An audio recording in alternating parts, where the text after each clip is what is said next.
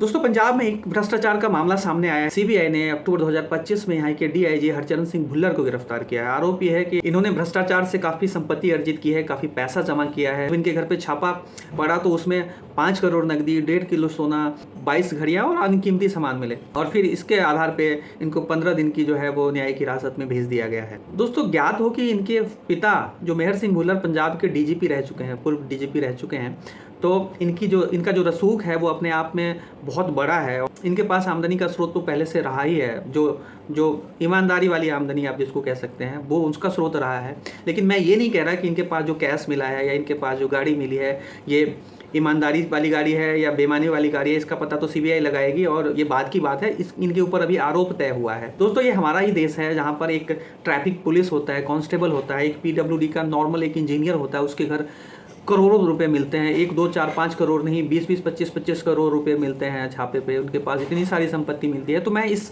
बात से अचंभित नहीं हूं कि इनके पास 5 करोड़ रुपए मिले हैं या नहीं मिले हैं। इस घटना को लेकर के मेरा ध्यान दूसरी तरफ है। मेरा ध्यान इस तरफ है कि सरकार जो है इन अधिकारियों की आदतें क्यों बिगाड़ती है। चाहे आप कहीं भी चले जाओ, ये जो अधिकारीगण होते हैं, ये जो ब्यूरोक्रेट्स होते हैं, इनको 5-5 एकड़ घर देने की क्या ज़रूरत है। एक परिवार होता है, इनका छोटा परिवार होता है या बड़ा, जो भी हमारे और आपके जैसे परिवार होते हैं, इनको 5-5 एकड़ घर देने की क्या ज़रूरत होती है।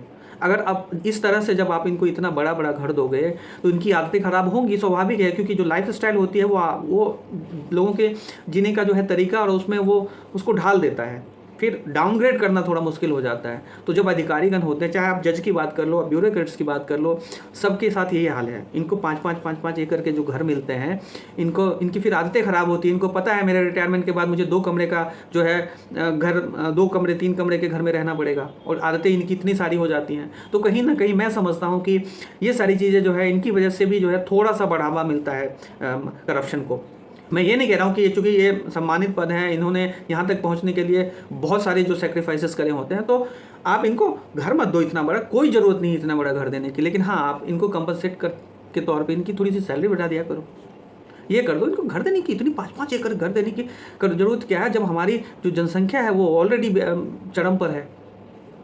एक टाइम था अंग्रेजी शासन काल में जब लोग इतने नहीं थे, ज़मीनें थी, तो वहाँ पे अंग्रेजी जो अधिकारीगण होते थे उनको इतने बड़े बड़े घर अलॉट किए जाते थे। अंग्रेजी शासन के जो जज होते थे, वहाँ के कलेक्टर होते थे, मजिस्ट्रेट होते थे, उनको इतने बड़े बड़े घर अलॉट किए जाते थे। लेकिन आज इनको 10-10, 15-15 नौकर हमेशा दिए जाते हैं, ड्राइवर्स होते हैं। इतनी सारी लग्जरी लाइफ तो आप ऑलरेडी इनको देते हो, तो ये भविष्य को लेकर के तो चिंतित होंगे ही कि इसके बाद मेरी लाइफ स्टाइल क्या रहेगी। तो कई बार इसको मेंटेन करने के चक्कर में भी कहीं ना कहीं बड़ा अपराध को जो है वो बढ़ावा मिलता है। हमारा जो देश है, जो पहले से ही इतनी सारी आबादी से जूझ रहा है, उसके बाद आप किसी को शहर के बीच में, किसी को छोटे शहर में कहीं पर 5-5 एकड़ के घर बना करके और अधिकारी को रहने के लिए दे रहे हो, कोई औचित्य नहीं बनता। मैं समझता हूँ उतना ही दो जितनी इनकी ज़रूरत है। इनका जो सिस्टम है, इनका ऑफिस चलता रहे, इनका घर चलता रहे, इतना ही दो। इतना देने की कोई ज़रूरत नहीं है। दोस्तों, आपकी जो भी राय इस टॉपिक पर हो, इस बात पर हो, प्लीज़ कमेंट करके ज़रूर बताना। कंटेंट अच्छा लगे तो चैनल को सब्सक्राइब और शेयर ज़रूर करना। धन्यवाद।